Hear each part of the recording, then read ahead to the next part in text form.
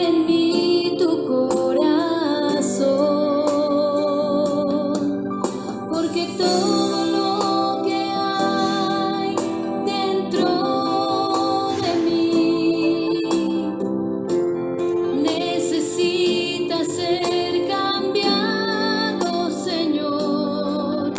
El maestro exclamó: Te doy gracias, Padre, Señor del cielo y de la tierra, porque has escondido estas cosas a los sabios y entendidos y se las has revelado a la gente sencilla. Sí, Padre, así te ha parecido mejor.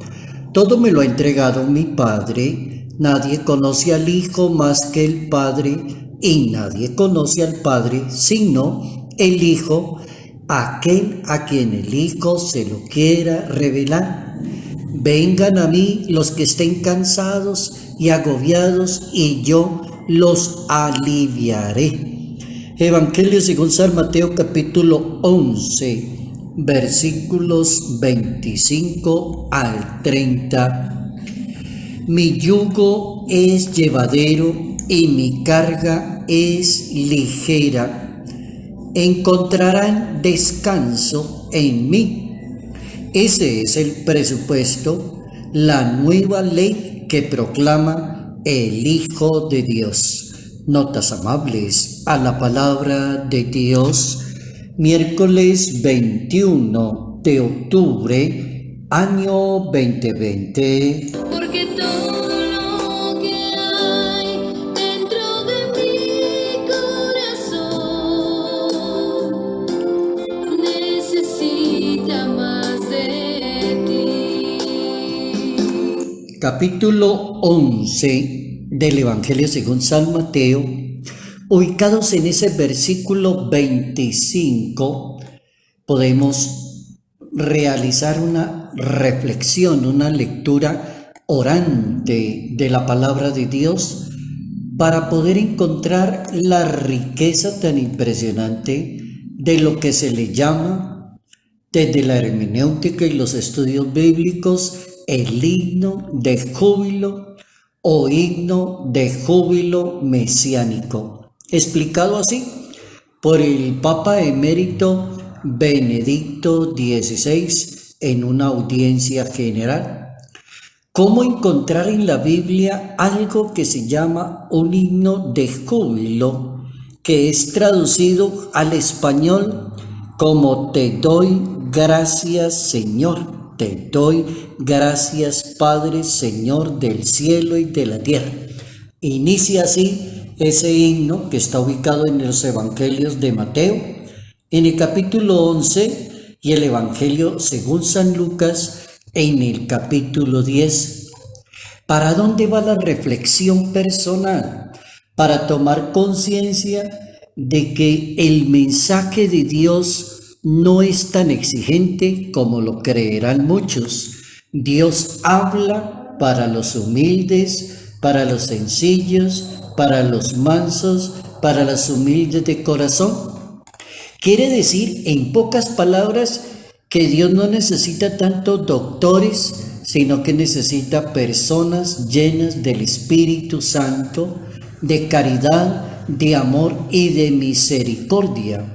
Que la exigencia para ser discípulo de Cristo, para ser un buen comunicador de la palabra de Dios, no está tanto en ponerle el acento a la parte intelectual y a la sabiduría, sino a la grandeza del corazón de cada ser humano. Queda planteado dos cosas que a los judíos no les cuadra y no les gusta mucho. No les cuadra de una persona que habla mucho de los pobres, de los humildes, que perdona pecados. Eso no le cuadra, porque lo normal de una sociedad es hablar de inteligente, de sabios, licenciado, egresado de la universidad tal, graduado en Alemania, doctorado en Estados Unidos, especializado en Italia, es políglota, mejor dicho, nadie se le arrime porque no saben con quién se está metiendo. Aquí es algo parecido a eso. Mientras el mundo judío esperaba un Salvador, un Mesías, una persona que venía a cambiarle la historia a Israel, un rey de los judíos tan diferente, aparece un hombre lleno de la sabiduría de Dios que enseña una ley que está basada en que los sabios y los inteligentes harían bien en ser alumnos de los pequeños y de los sencillos de corazón. Conclusión, hay mucho que aprenderle a los que son humildes y sencillos como personas.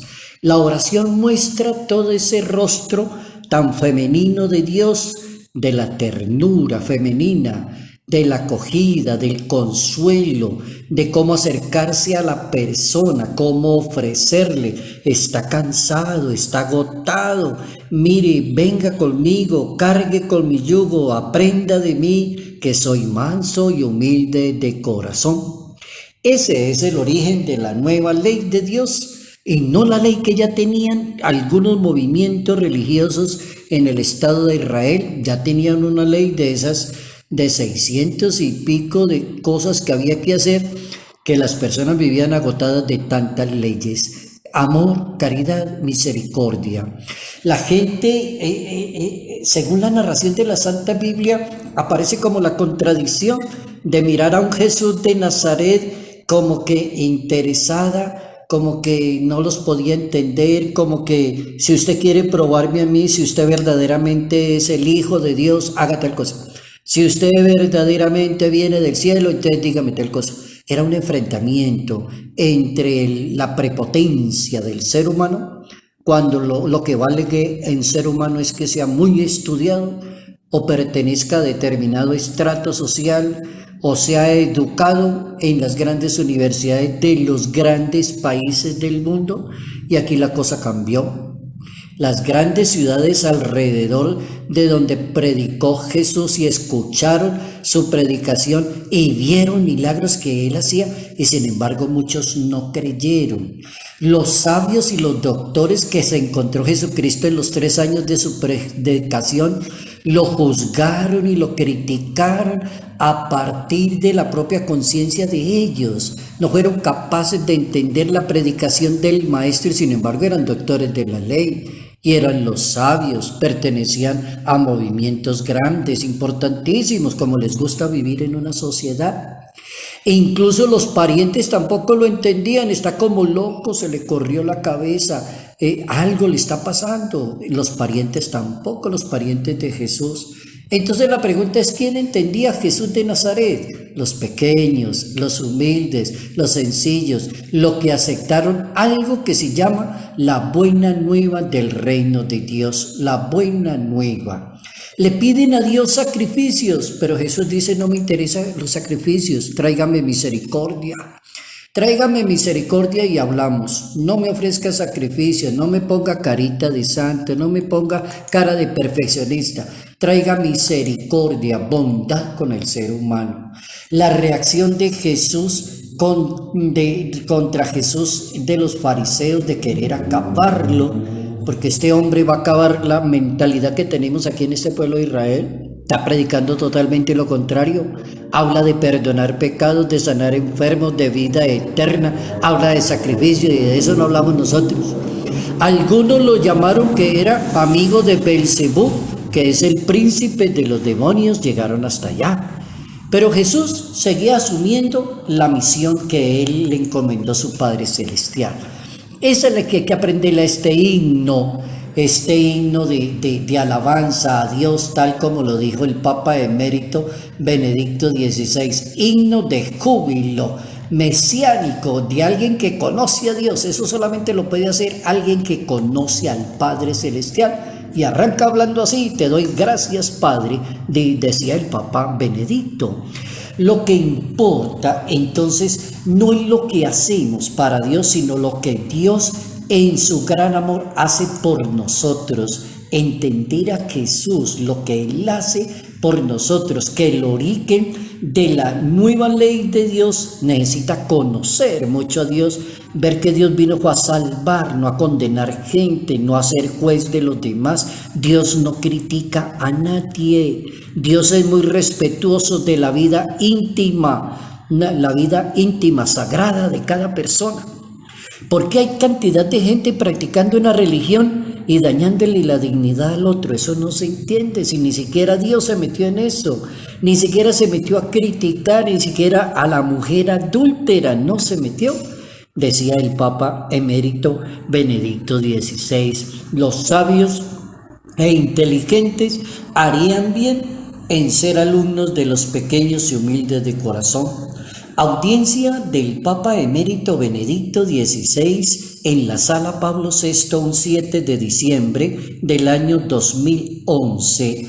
El Papa decía como tres ideas bien interesantes para conocer este mensaje de hoy y aprenderle a Dios. ¿Qué hay que aprenderle? Hay que ser manso, humilde de corazón, aprender a ser un buen seguidor de Dios, que no se trata de tener títulos ni hablar tantos idiomas, que eso puede ser interesante, claro que se necesita, pero necesitamos más gente que tenga corazón, que tenga sentimientos, que le dé la mano a los demás, que no sea juez de la vida parroquial, que sea el ejemplo para todos. Entonces decía el Papa en esa audiencia, el verdadero conocimiento de Dios presupone la comunión con Él, y solo estando con Él podemos hablar bien de Dios. Eso es lo que hace ese himno del capítulo 11 según San Mateo. El Papa decía que era tan importante la revelación de Dios, no tiene lugar según la lógica terrenal, según la lógica de una sociedad, dijo el Papa en esa audiencia.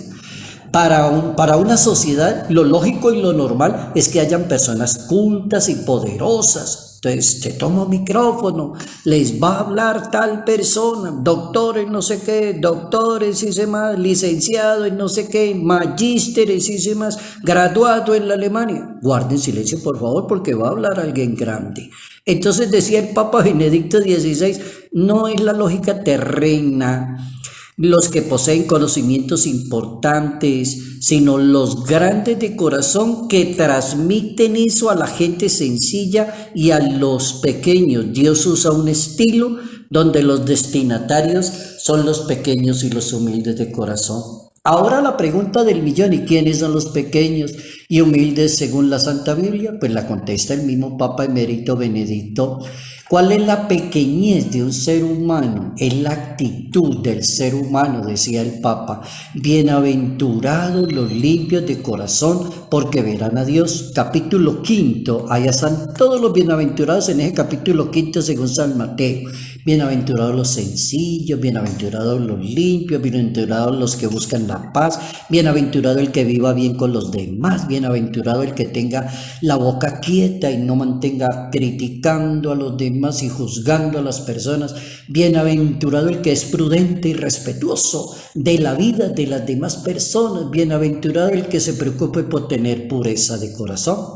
Bien interesante ese capítulo 11 según San Mateo en este día, versos 25 al 30, para enseñarnos lo importante que es para Dios los humildes y sencillos de corazón, son grandes para Dios. Porque todo lo que hay dentro de mí. Salud, paz y bendición. Bendición en el nombre del Padre, bendición en el nombre del Hijo, bendición en el nombre del Espíritu Santo. Padre Jairo Yate Ramírez, Arquidiócesis de Ibagué,